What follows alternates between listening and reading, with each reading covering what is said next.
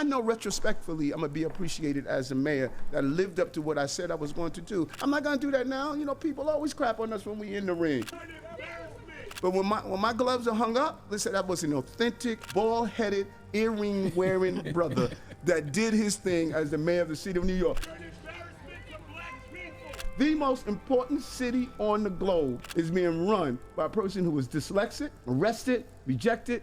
Now I'm elected to be the mayor of the city.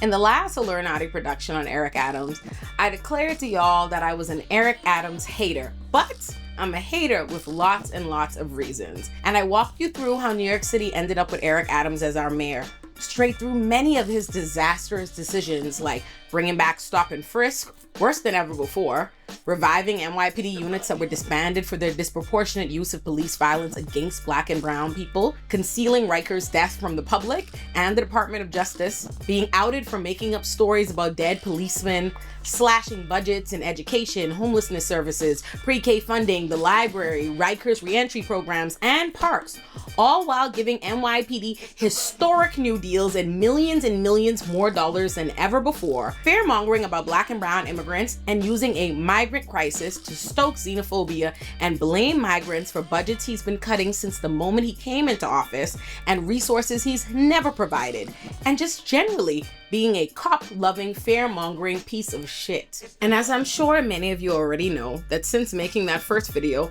I've actually had the opportunity to confront Eric Adams to his face about many of these decisions on The Breakfast Club. And you know how that went. When I went to do an analysis with all of my gang members and I asked them the question, you know, how many of you have learning disabilities? How many of you are dyslexic? With all of your gang members?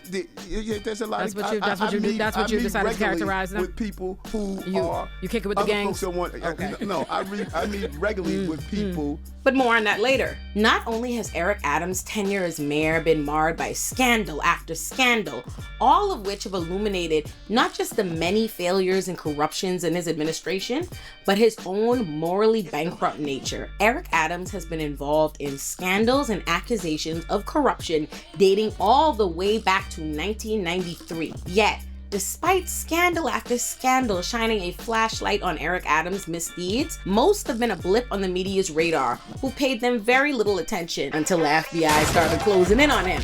They seized them phones, they got warrants, they served subpoenas, they raided the whole team, resignations started dropping, and the block is officially hotter than ever before. So, our first time around, I told y'all why everybody hates this nigga, but today, I'm gonna tell you why the FBI and the US government does too, because this motherfucker just got indicted. Eric Adams told me he was gonna make history, and I'm actually proud to report that he was right. He is now the first New York City mayor to be federally indicted while in office, and his resignation is imminent, and we love to see it. So how do we get here, everybody? Let's go on a journey, shall we?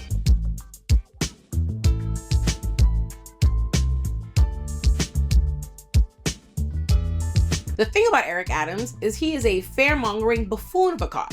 Maybe you've seen when he created a video, I swear to God, is not an SNL sketch, teaching parents how to search their children's rooms for crack cocaine and guns. You write the Constitution. There are no First Amendment rights inside your household.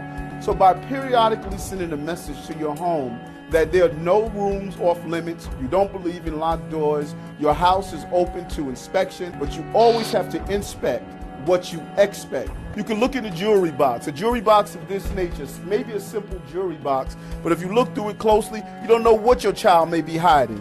For instance, a gun could be hidden, a small caliber weapon could be hidden inside a jewelry box. When your child brings in his popular knapsack with many different locations, look through it to see what exactly is your child carrying in addition to a book. Something simple as a crack pipe, a used crack pipe. Could he have found it on the street? That's quite possible. Behind a picture frame, you can find bullets. What does that mean to find bullets? Does it mean your child is carrying a gun? No.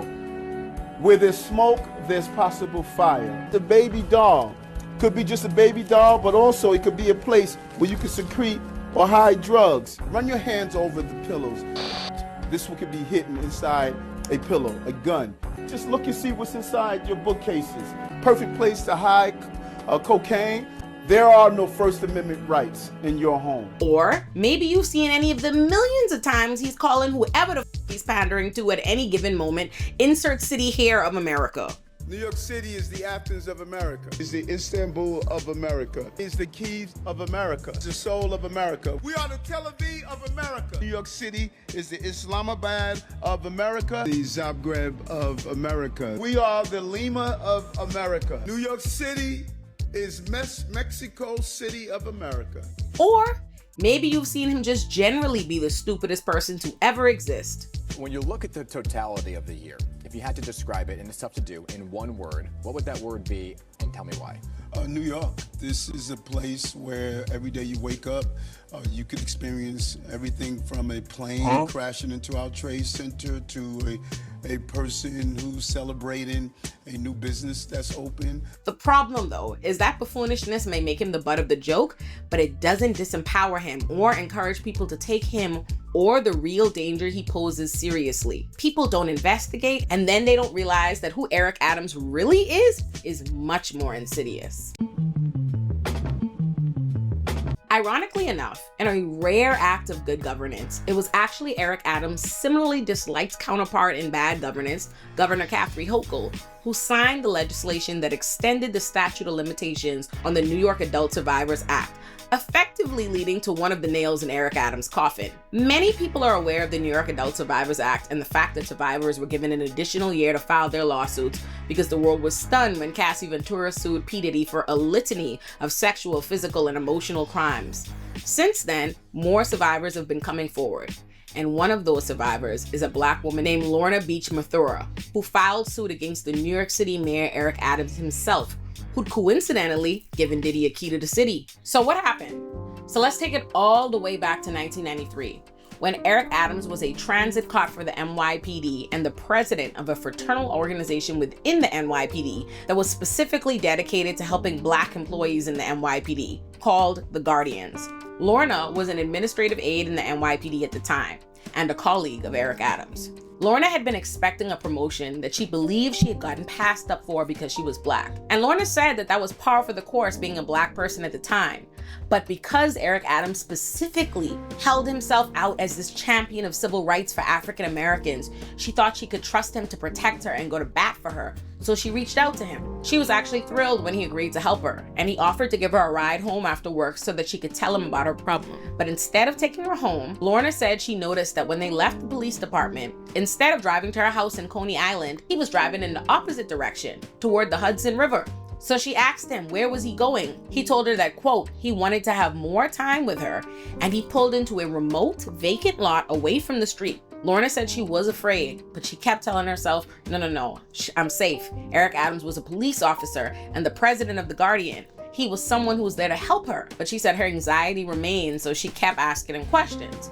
She asked him, well, why are you parking? And he told her he wanted to concentrate on her story without being distracted by driving. But instead of actually letting her tell that story, Lorna said he told her that he thought he could help her, but he also needed some help. And this man started rubbing his fucking dick through his clothes and told her she needed to give him a blowjob. Lorna said that she was stunned and she refused, but he did not care. He continued, quote, repeatedly cajoling, demanding, and begging her for oral sex. And eventually, he just straight up unzipped his pants and whipped his fucking dick out, grabbed Lorna's hand and put it on his dick and demanded a hand job.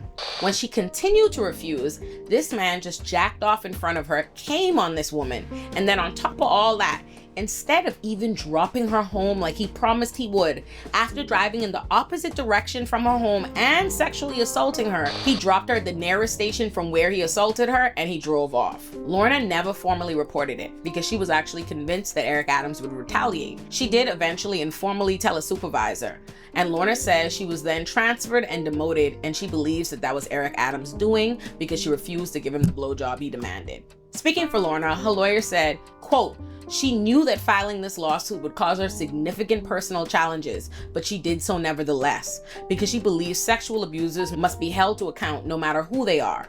Her fearlessness and quest for justice are inspiring as they are important. Eric Adams' response was that this didn't happen, and that he can't recall ever meeting this woman that he worked with. Hi, Mr. Mayor. Can you please respond to this lawsuit? It absolutely did not happen. I don't recall ever meeting this person, and I will never harm anyone in that magnitude. It did not happen. Pretty much anytime he's asked about the allegation, he begins avoiding eye contact and stuttering through a similar response to this. I would never do anything to harm anyone. Just really, it's just something absolutely that has never happened. And I only recall ever meeting a person who made this allegation. Lorna was devastated and traumatized by the experience because she had only put her trust in Eric Adams, specifically because of how he held himself out as someone who was a protector of African Americans, as someone who was battling racism and abuse from the inside. But instead, she'd experienced what she called, quote, an astonishing abuse of power, that there was, quote, no way to safely report at the time. But she was moved to finally speak up because she was tired of seeing his hypocrisy during both his campaign as mayor and his administration, while he pretended to battle for Black people inside and outside of the NYPD. New York City has a similar relationship with Eric Adams, the man who held himself out in his mayoral campaign ads as someone who became a police officer to battle racism in the NYPD from the inside, but became our mayor and immediately reinstated stop and frisk, ran cover for officers who kill New Yorkers, and revived NYPD units that were specifically disbanded for disproportionate use of police violence against us. Although Eric Adams claims not to know Lorna or what she's talking about, she is neither the first nor the only Black woman to work with Eric Adams in the NYPD to accuse him of sexism and an abuse of power. In 1991, Lizette LeBron was a 24-year-old transit cop in Eric Adams' department, literally just starting out her career. She found out that some of the members of Eric Adams' fraternal organization, The Guardian, had cheated on their sergeant exams. And when she made the decision to report their cheating to Internal Affairs, Eric Adams set out to destroy this woman. For daring to follow the rules these police claim to protect, Eric Adams went to the press and told them that this 24-year-old Black woman was making up the allegations because she wanted one of the men and he rejected her sexual advances. And he then gave the press bikini pictures of her to exploit. Lizette said that it brought her to such a dark place and it literally destroyed her career. Meanwhile, the three men Lizette had accused of cheating had cheated, and they were criminally charged and convicted. While Eric Adams masquerades like someone who was fighting racism from the inside and protecting Black people, he was actually abusing his power and retaliating on the real whistleblowers. That's who Eric Adams is, and it's who he's always been. So how did we get here? Last time I presented y'all my theory on how New York City got stuck with Eric Adams, which I attributed to a combination of factors, from his significant union support, his deceitful ads targeted at the Black community, where he presented himself as some sort of Black activist who became an officer to fight police brutality from the inside, ranked choice voting, and just the general liberal urge to elect a Black cop because he would allow them to put a Black face in the police state status quo in order to use diversity to hide behind the illusion of progression and shield the administration from accusations of racism and anti-Blackness. But there's another theory as to how New Yorkers got stuck with the mixiest mayor we've seen in a long time. And this one's less a theory and more like a fact that came with 6 criminal indictments, and every single person involved has since pled guilty. In July of 2023, Manhattan DA Alvin Bragg indicted 6 people for conspiring and diverting tens of thousands of dollars in public money into Eric Adams' campaign for mayor in exchange for construction contracts on the back end. Kickbacks. New York City contractors tonight are charged with illegally funneling money to Mayor Adams' campaign. Prosecutors say the contractors managed to go around the campaign donation limits by using straw donors to make extra contributions. Those contributions were then matched by the city. The mayor's campaign insists they knew nothing about the illegal donations. Here's Eyewitness News reporter Lauren Glassberg. These 4 defendants are charged in a scheme to raise money through straw donations for Eric Adams' Adams' mayoral campaign in 2021. The idea, according to the 27-count indictment, was to give out money orders to people who would then donate that money to the campaign, and the money would be matched by public funds. So a $250 donation would garner a $2,000 match.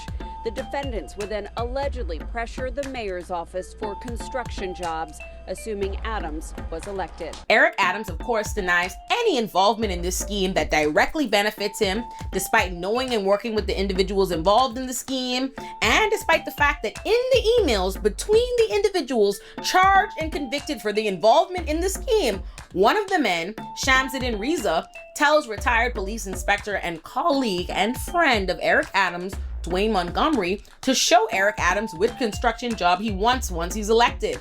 As well as they did a wiretap on all 6 people and got hours and hours of extensive conversation about the scheme. I got you now, SpongeBob! In one email between 2 defendants, Shamsuddin Reza writes to Dwayne Montgomery, a retired police inspector, about a potential construction project in Brooklyn, saying, FYI, this is the one I want. Safety, drywall, and security. One project, but we can all eat. Please show it to him before event. It will start when he's in office. DA Alvin Bragg has never accused or indicted Eric Adams or anyone in his administration. Likely because it would create a fight between he and the mayor. He's already busy with his case against Donald Trump. And the FBI has got Eric Adams covered. But if we just use our common sense and think about it for a second, all of these people were not just indicted and convicted for stealing public money and putting it into Eric Adams' campaign in exchange for lucrative contracts.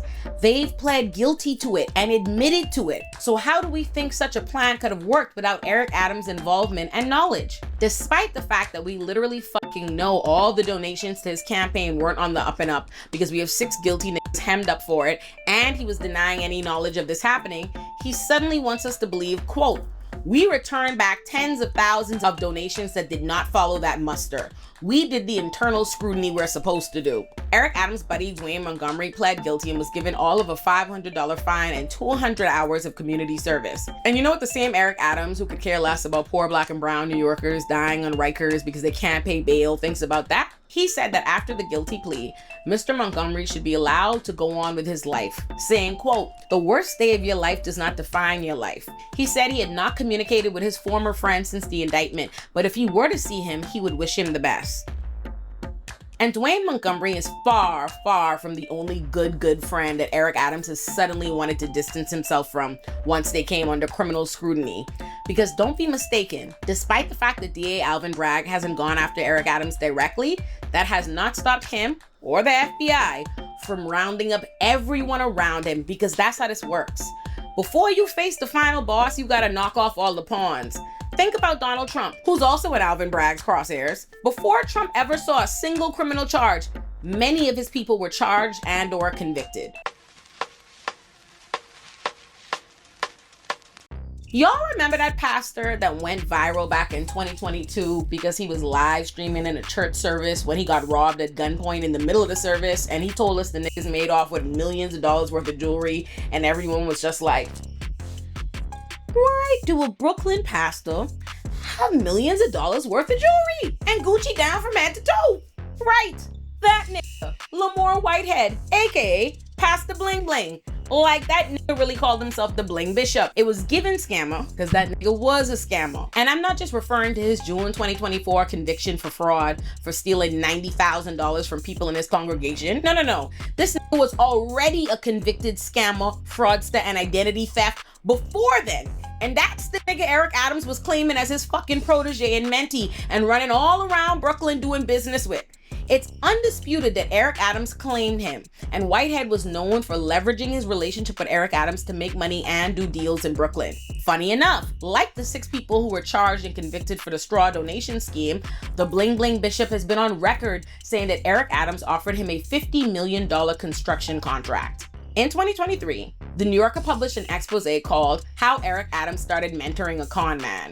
In it, they tell the story of a man named Brandon Belmont, who contacted the U.S. Attorney's Office in Manhattan to report that the mayor of New York City is trying to extort me through someone else, he told them.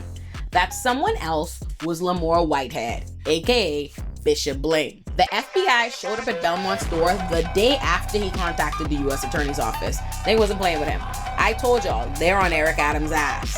And Belmont then told the FBI that shortly after Eric Adams became mayor, Lamore Whitehead went to his car shop in the Bronx because his Benz had been in a crash. The cost of fixing the Benz was $25,000, but Bishop Bling wanted Brandon Belmont to do it for $13,000 in exchange for a kickback from Eric Adams. In addition to owning the car shop, Brandon Belmont owned real estate and he had a property in the Bronx. So Bishop Bling proposed to him that if he did the job for $13,000, Eric Adams would make the property a homeless shelter so he could get city benefits. Belmont told the FBI that Bishop Bling even offered to set up a meeting between Belmont and Eric Adams. So that's how Bishop Bling ended up on the FBI's radar. Shortly after, Bishop Bling would end up being indicted by the FBI for fraud and extortion, and after prosecutors successfully argued that he not only finessed one of his congregants out of $90,000, but he also attempted to extort Brandon Belmont for money in exchange for kickbacks from Eric Adams, he was sentenced to 9 years in prison. And Bishop Bling offered his 2 cents as to why the FBI decided to go after him. Take a listen. I want to be really clear. Why was Bishop Whitehead on trial? Okay? Why was Bishop Whitehead on trial? This was not about Bishop Whitehead, y'all. This was politically driven. This was about Mayor Eric Adams. And hey, look, 2 things can be true. Is Bishop Bling probably guilty of all the scamming they say he is? Yes. Why, yes. Is it true that the FBI probably only went after him because they're trying to get Eric Adams? Probably also true. And speaking of 2 things being true, it can be so hard to determine what's true or not, especially when everyone is targeting you with clickbait and misinformation, which is why I am so excited to partner with Ground News, today's sponsor. Their app and website are excellent for the kind of research I had to do for this video to be all up in Eric Adams' business, because Ground News allows you to compare coverage from media across the political spectrum on any given topic and verify the source of that information. It's really an important tool to navigate this chaotic media landscape. So for example, this week, Eric Adams pled not guilty to federal charges. Maybe you've come across an article published on it. On Ground News, I can see that more than 150 articles were published worldwide and instantly access each one. Comparing coverage is interesting because sources like the right-leaning New York Post and the left-leaning The City emphasize his not guilty plea and the details of his charge. But some sources, like left-leaning, depending on who you ask, CNN, claim he's set to be arraigned. See how, depending on where you get your news from, you could have a totally different perspective on the issue. On top of that, Ground News provided a factuality rating, indicating how subjective or objective their printed reporting is. And they even go out of their way to highlight stories that the media isn't covering with their blind spot feed. It really just cannot be beat because it makes it so much easier for me to make sure that I am not spewing unsubstantiated mess at y'all, which is why it was a no-brainer for me to go with them as today's sponsor.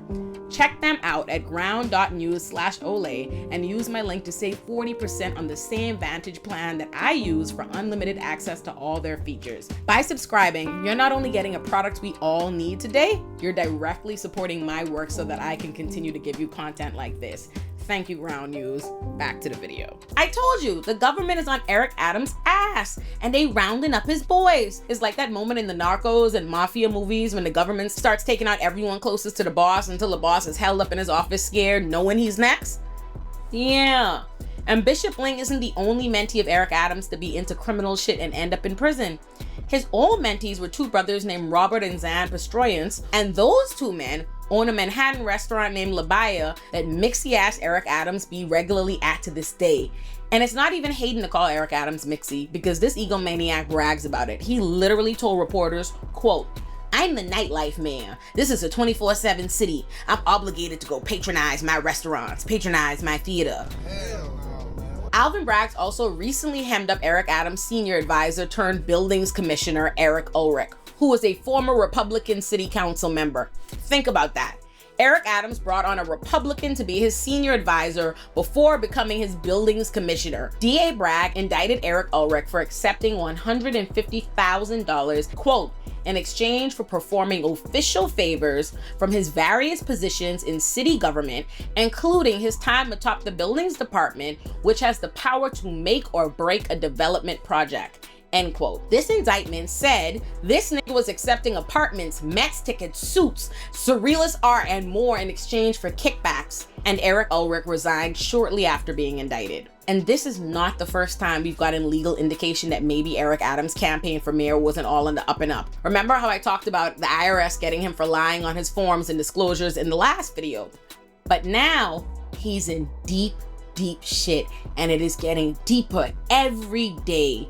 This nigga might actually have to resign. So let's get into the FBI's investigation into Eric Adams, shall we?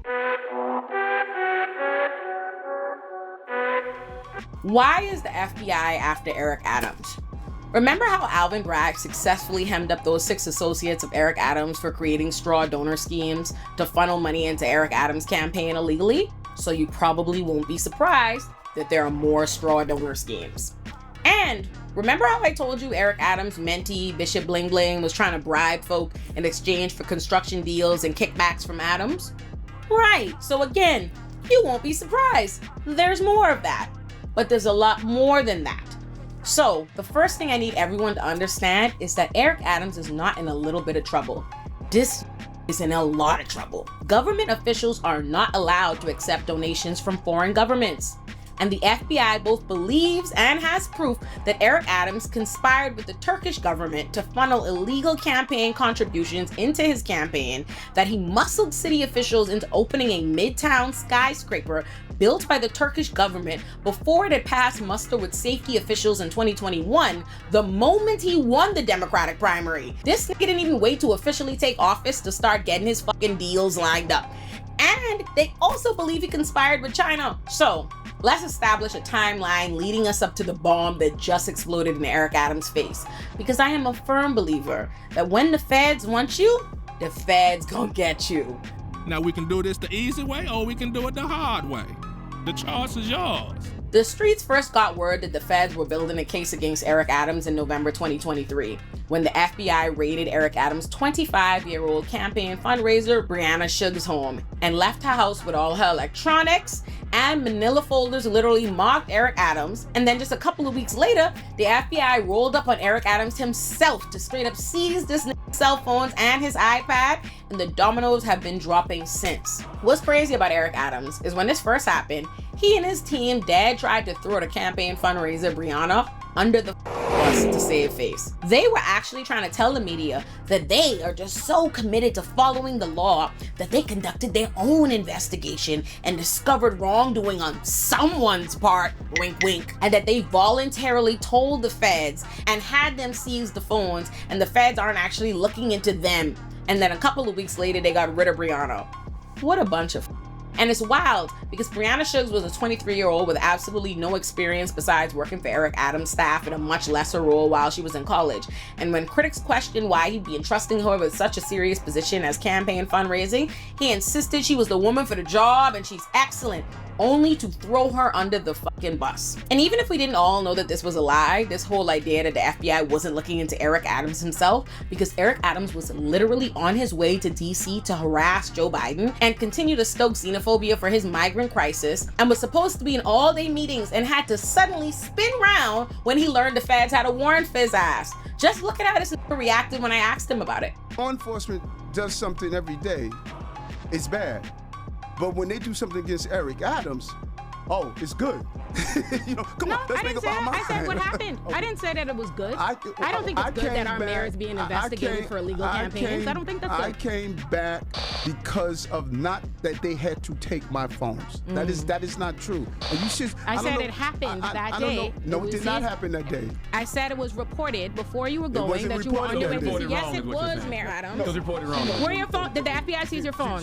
Did they search your top aides? Not that day. Did they search the home of several people? Okay. Yes. That's what I said. Does that seem like someone who voluntarily asked the feds to come get his stuff? But Eric Adams insisted on trying to convince the public that he was not the target of the FBI's investigation into his campaign. Make it make sense, sir. In July 2024, the Fed served a whole new round of subpoenas on Eric Adams, his election committee, and City Hall, looking into Eric Adams and his aid, travel, and fundraising. And that was just the beginning, because in the month of September, the Feds got on Eric Adams' ass. And as of September 25th, 2024, they have indicted him. But before we get to the indictment, I gotta walk y'all through how serious shit got for Eric Adams and his administration this month, leading up to this point where reports are speculating that his key fundraiser, Brianna Suggs, will also be charged. So Winnie Greco is Director of Asian Affairs, as well as at least 3 other NYPD officers. So this month of September, the FBI executed search warrants, seized phones, raided homes of more than half a dozen of his senior officials in his administration, including, on September 4th, the Fed straight ran up on the police commissioner, Edward Caban, Eric Adams' mayoral advisor, Timothy Pearson, the first deputy mayor to Eric Adams, Sheena Wright, his school's chancellor, David Banks, and that nigga's brother, Philip, the deputy mayor for public safety. By September 12th, the NYPD commissioner, Edward Caban, had resigned. But before we even get into Caban's resignation, I would be remiss if I did not highlight that he is not the only NYPD officer being caught up in this probe, because after my Breakfast Club interview with Eric Adams, the NYPD was very upset at their boy's performance, so they made it their business to harass me openly and publicly for all to see from their official Twitter accounts, which was ironic considering in my interview with Eric Adams, I explicitly mentioned how NYPD uses their social media to harass journalists and anyone they disagree with, and Eric Adams dismissed me. Random acts of violence are being highlighted. If you have 24 hours in a day, and something that happens to you in an hour in a day, you start to define yourself as that entire day. Those random acts of violence are plastered on social media. They're plastered on the NYPD Twitter page. They're plastered on everything. People begin to believe that, oh, I'm living in a city that's out of control. We are not. She made a good point, though. If NYPD is reposting that kind of stuff, what are we supposed to think? I said at the beginning. Everybody got a phone, brother. No. NYPD's page is doing this. Has recently been there, so much so that they're arguing with journalists on there. It's NYPD on their own Twitter pages that are posting and sensationalizing crime. The main officer who was harassing me on Twitter was Chief of Patrol John Chell, who importantly murdered a black man in 2008, and his family was awarded a $2.5 million verdict. And despite thousands of people seeing that man harass me and rightfully alarming me and many others, because again, this is an officer who murdered a black man, when Eric Adams was informed by reporters of this harassment and questioned as to whether he'd intervene, he said this: "So, color me unsurprised that the same John Chell is caught up in the FBI's investigation of Eric Adams' corruption, so he immediately raced to put in for retirement." And when the New York Post tried to get a comment from their boy John Chell about the investigation, I say their boy, because don't forget, the New York Post was working with NYPD to slander my fucking name following my interview with Eric Adams too. John Chell responded by calling the reporter a fucking scumbag. I love that. Sounds like he's mad. Let's see how retirement goes for you, shall we, Officer Chell? All my enemies is catching. And it does not end there, baby. When I tell you the feds are on these asses, the feds also raided the home of Rana Abasova, one of Eric Adams' aides in his international affairs office. They raided Cenk Okal, a former Turkish Airlines exec who worked on Eric Adams' transition team. Remember, I told you that also on the Fed list is the deputy mayor of public safety, Phil Banks, who was an unindicted participant in a corruption case a decade ago, and Tim Pearson, a retired NYPD inspector and Eric Adams' senior advisor. The Fed suspected they were involved in steering city contracts to companies purportedly represented by his consultant brother Terrence Banks, who the feds believe Adams was giving millions of dollars worth of contracts. And when I say millions of dollars, I don't mean a few million. The feds are looking into the $154 million contract that was given to Philip Banks' former company to provide services to NYCHA housing. The feds raided and seized the electronics of both Phil Banks, Tim Pearson, Terrence Banks, and Eric Adams' first deputy mayor, Sheena Wright. And all of these characters and their relationships to Eric Adams are so interesting in their own rights. The breakdown of those being investigated by the FBI reads like a who's who of the mayor's inner circle. Last week, the FBI raided the uptown home of First Deputy Mayor Sheena Wright. Wright shares the home with David Banks, New York City Schools Chancellor. David Banks is the brother of Philip Banks III, Deputy Mayor for Public Safety. The New York Times is reporting that Deputy Mayor Banks is part of an FBI bribery investigation. Agents took the electronic devices from those two homes and that of a third Banks brother, Terrence, who runs a consulting firm. Their father, Philip Banks Jr., was an NYPD lieutenant when Adams was a captain. Tim Pearson isn't just one of Eric Adams' top aides and subjects of this federal investigation. Oh no, he is his senior advisor, longtime friend, subject of an existing investigation into a brawl at a migrant shelter, and a nigga facing multiple lawsuits for sexually harassing women that Eric Adams is using taxpayer dollars to defend him against. Which I guess isn't surprising, considering that Eric Adams is using taxpayer dollars to defend himself against the sexual harassment allegations I told you earlier.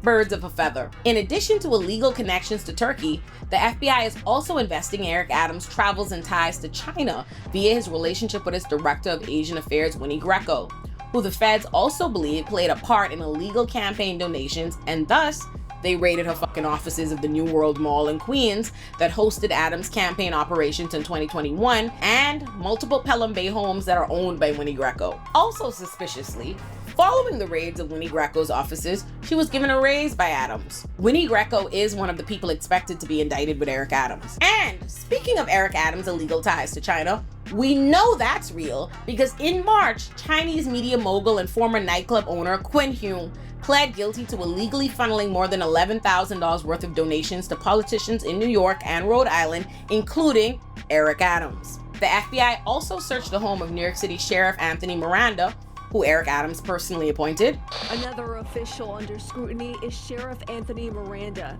The Department of Investigation is reportedly looking into allegations that his office stole cash during raids on illegal weed shops. Plus, whether or not he solicited any donations as the chair of the National Latino Officers Association in exchange for looking the other way on targets being investigated by his office. So, it should come as no surprise that after all those raids, the resignations have been coming left, right, and center. So, on September 12th, the NYPD Commissioner Edward Caban had resigned, which is great. Rewatch the Rikers section of the first Eric Adams Olurinatti production to get a refresher on what a demon that man is, who was also personally appointed by Eric Adams.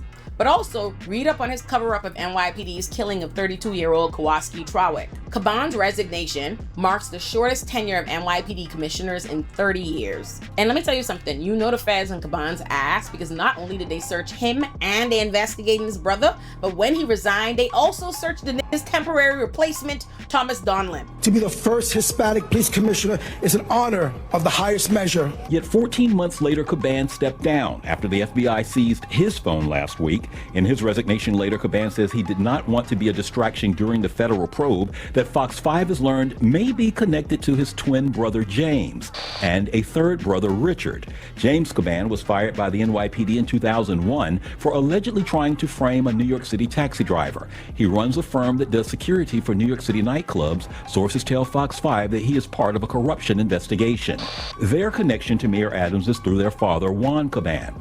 Juan Caban and Adams both ran organizations in the 90s that supported minority police officers. On September 15th, the mayor's chief legal counsel, Lisa Zornberg, straight jump ship, resigned. And on September 16th, two former fire department chiefs were arrested and accused of accepting tens of thousands of dollars in bribes to speed up the fire safety approval for building projects across the city. We're gonna get back to that when we go through the indictment. On September 20th, the FBI subpoenaed the head of Eric Adams' Office for Asylum Seeker Operations, Molly Schaefer. On September 24th, the school chancellor David Banks resigned, and the feds made it known that they're not just investigating Eric Adams' ties to Turkey, but to 4 additional countries. School's chancellor David Banks is the latest person to announce he is leaving the Adams administration. In a resignation letter, he says he is retiring by the end of December. Conversations Banks says he had with the mayor early this year.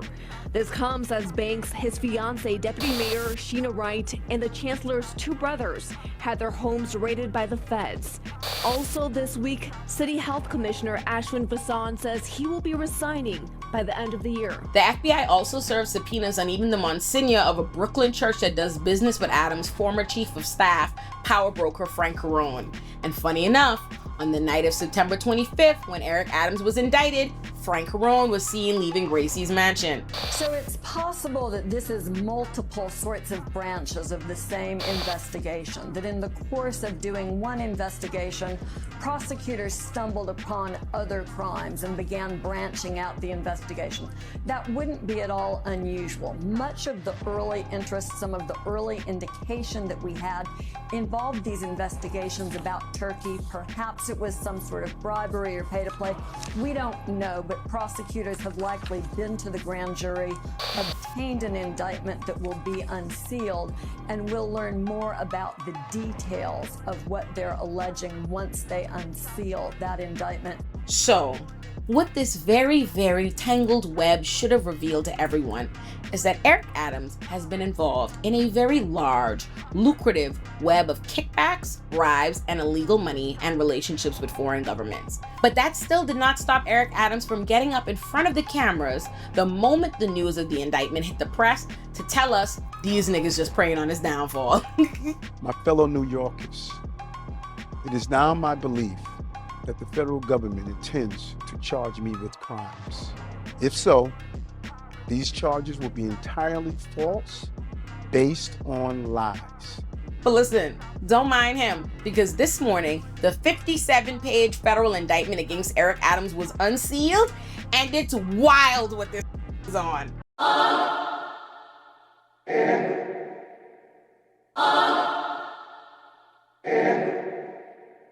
The federal indictment opens by making it clear that they have evidence of Eric Adams' ongoing corruption and illegal donations stemming not just from his tenure as mayor, oh no, but dating back a decade to when he first became Brooklyn Borough president. They've got a decade worth of investigation on this nigga. In 2014, Eric Adams, the defendant, became Brooklyn Borough president. Thereafter, for nearly a decade, Adams sought and accepted improper valuable benefits such as luxury international travel, including from wealthy foreign business people and at least one Turkish government official seeking to gain influence over him.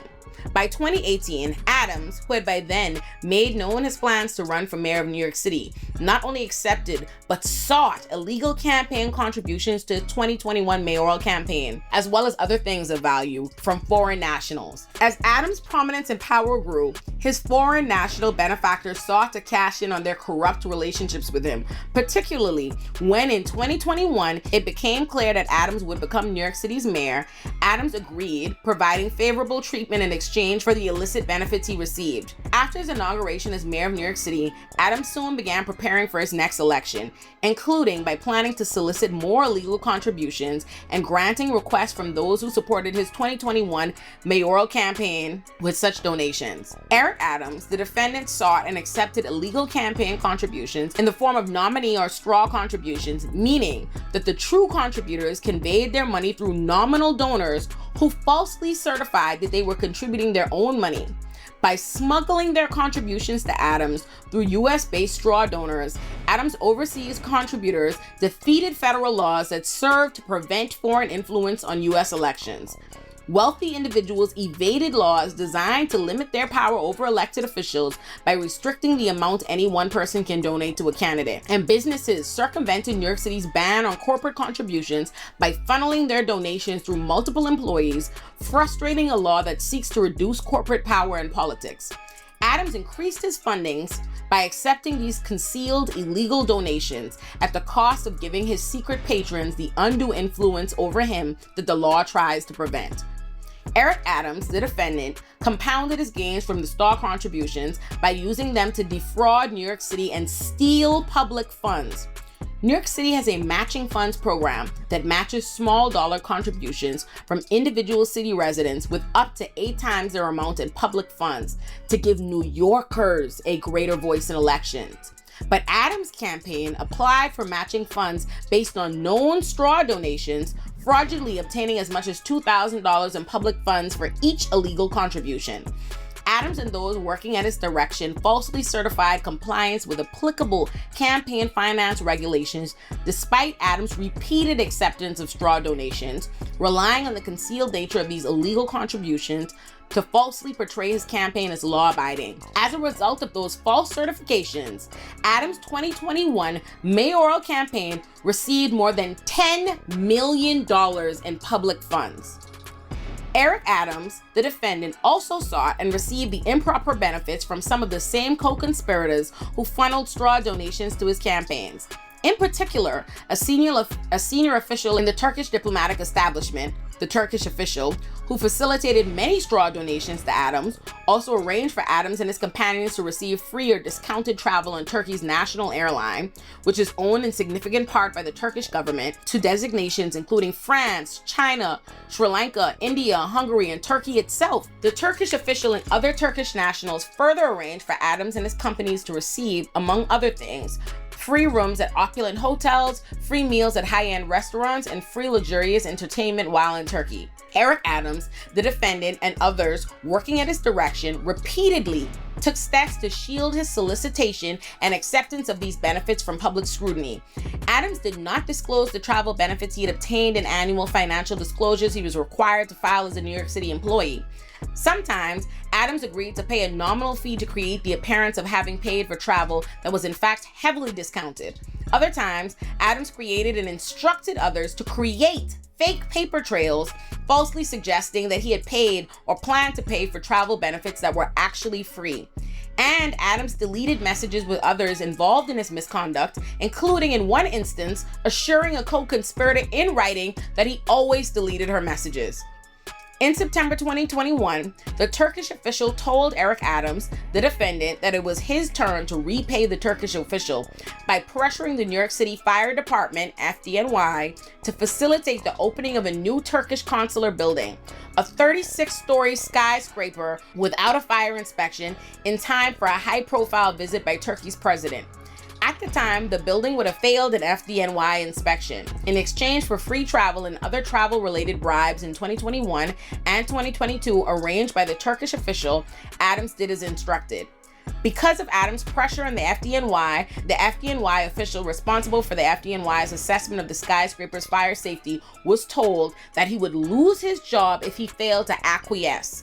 And after Adams intervened, the skyscraper opened as requested by the Turkish official. They outline how Eric Adams not only accepted hundreds of thousands of dollars worth of illegal donations from Turkish nationals in exchange for kickbacks, contracts, their political influence over him, luxury trips and gifts he never reported, but he also illegally received more than $10 million in New York public funds, directed his staffers to engage in these illegal deals, straw donor schemes, and false certifications to the government. In fact, the indictment highlights how Eric Adams threatened employees with termination if they wouldn't carry out his illegal request on behalf of the Turkish government, as well as he directed his staffers to delete the evidence. My favorite highlight from the indictment is that when one of Eric Adams' staffers was approached with the offer to accept illegal campaign donations, the staffer was like, no, that's illegal. Eric Adams is not gonna do that. And Eric Adams was like, nigga, what? Absolutely do it. The indictment reads, on June 22nd, 2018, the same day as the fundraising event just described, the Adams staffer and the promoter discussed by text message a possible trip by Adams to Turkey. The promoter stated in part, fundraising in Turkey is not legal, but I think I can raise money for your campaign off the record. The Adams staffer inquired, how will Adams declare that money here? The promoter responded, he won't declare it, or we'll make the donation through an American citizen in the US, a Turk. I'll give cash to him in Turkey, or I'll send it to an American. He will make a donation to you. The Adams staffer replied, I think he wouldn't get involved in such games. They might cause a big stink later on, but I'll ask anyway. The Adams staffer then asked, how much do you think would come from you? $7? The promoter responded, max $100,000. The Adams staffer wrote, $100,000? Do you have a chance to transfer that here? We can't do it while Eric is in Turkey. To which the promoter replied, let's think. After this conversation, the Adams staffer asked Adams whether the Adams staffer should pursue the unlawful foreign contributions offered by the promoter, and contrary to the Adams staffer's expectations, Adams directed the Adams staffer to pursue the promoter's illegal scheme. But while that surprised the staffer, the reality is that illegal donations has been Eric Adams' bread and butter for at least a decade, so it should be no surprise that the indictment includes text messages of Eric Adams telling his staffers to always delete their messages. It reads, Eric Adams, the defendant, continued to conceal the benefits he received from foreign nationals seeking to gain influence over him. Adams did not report any of the 2019 gifts he got from the airline manager or the promoter on his annual disclosure form. In addition, in March 2019, while exchanging text messages to plan another possible trip to Turkey, in which the airline manager would arrange travel for Adams, the Adams staffer texted Adams, to be on the safe side, please delete all messages you send me. Adams responded, always do. This indictment really is a treasure trove, because like I said earlier, when the feds want you, the feds are going to get you, and the feds don't indict you until they already have you. The case is already built. They conducted an extensive investigations, wiretaps, email searches, they've got it all. Another highlight in the indictment is that Eric Adams changed his cell phone passcode from a 4-digit passcode to a 6-digit passcode, and he told the feds that he changed his password to prevent his staffers from deleting any messages or information inside. Yes, the same staffers the indictment provided text messages showing that Eric Adams instructed them to delete their messages. Yes. But that's what Eric Adams is claiming, okay? He is claiming that he changed the passcode to stop them from deleting it, and now he doesn't remember the passcode. The indictment reads, on November 6, 2023, FBI agents executed a search warrant for the electronic devices used by Eric Adams, the defendant. Although Adams was carrying several electronic devices, including 2 cell phones, he was not carrying his personal cell phone, which is the device he used to communicate about the conduct described in this indictment. When Adams produced the personal cell phone the next day in response to a subpoena, it was locked, such that the device required a passcode to open. Adams claimed that after he learned about the investigation into his conduct, he changed the password on November 5, 2024, and increased the complexity of his password from 4 digits to 6. Adams had done this, he claimed, to prevent members of his staff from inadvertently or intentionally deleting the contents of his phone, because according to Adams, he wished to preserve the contents of his phone due to the investigation. But Adams further claimed he had forgotten the password he had just set, and thus was unable to provide the FBI with a password that would unlock the phone. What's interesting about this particular nugget is it seems on its face buffoonish, right? That he would think changing his passcode would keep the feds out. And the idea seems buffoonishly consistent with the kind of buffoon who the feds have in 4K telling his staffers to delete their texts. But what's interesting is the FBI actually does find it impossible to break through iPhone passcodes, especially when it's a 6-digit code. And Apple refuses to break in for the FBI, and the courts have refused to compel Apple to break in for the FBI to be able to get into the particular phone. However, the FBI has not struggled to build a massive case against Adams without that one phone, because they successfully seized and accessed all the other electronics and that of half of his administration, as well as the 7 people we already discussed earlier have already pled guilty to the straw donor schemes. But don't give Eric Adams too much credit, because he and his band of fools really are just as buffoonish as you think. Actually, they're worse, because if this shit wasn't in the indictment, I wouldn't believe it myself. Tell me why, when the feds were interrogating Brianna Suggs, Eric Adams' campaign fundraiser he threw under the bus, Shorty tried to go to the bathroom to delete the incriminating evidence. The indictment reads, the Adams staffer also agreed to speak with FBI agents and falsely denied the criminal conduct of herself and Adams, among others. At one point during her voluntary interview, the Adams staffer excused herself to a bathroom, and while there, deleted the encrypted messaging application she had used to communicate with Adams, the promoter, the Turkish official, the airline manager, and others. They are literally just as fucking buffoonish as you think. You guys are from Turkey. Brooklyn loves Turkey. Brooklyn is the Istanbul of America. That was New York City Mayor Eric Adams playing himself in a 2017 Turkish film in which Turkish men attempt to bribe New York City Mayor Eric Adams.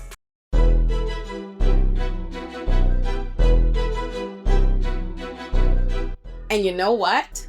None of this stopped Eric Adams from still trying to bullshit New Yorkers with a press conference where he tried to surround himself with black people and paint himself as a black mayor unfairly targeted by the FBI. I would be remiss if I didn't point out that this is Eric Adams' usual playbook. Whenever he's criticized or investigated for his wrongdoings, he cries black. And he also loves getting whatever black activist is for sale to cover for him. Following my interview with him on The Breakfast Club, in order to try to preempt New Yorkers seeing the interview the next day and me exposing him for his cover-up of deaths at Rikers, his willful blind eye to the NYPD's murdering of innocent New Yorkers like Wynn Rosario, cutting funding for reentry programs at Rikers, and overall being at the helm of one of the most anti-black administrations responsible for, again, I can't get tired of reminding y'all, reviving stop and frisk, as well as reflooding our streets with NYPD units that were disbanded for disproportionately brutalizing us. He went and got Al fucking Sharpton to baptize him at Rikers. So I say that to say, I was unsurprised and unmoved that this integralist got up in front of New Yorkers and tried to gaslight us while cloaking himself in pay-to-play niggas. And lucky for me, black New Yorkers were just as unmoved at him trying to pretend that being held to account for decades of corruption had anything to do with him being black.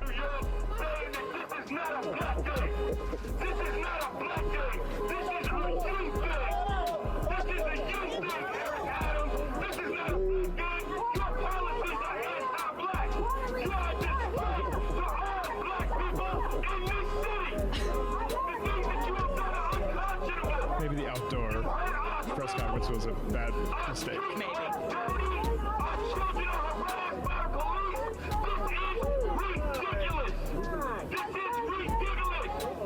You can shut me all you want, but the people are with us.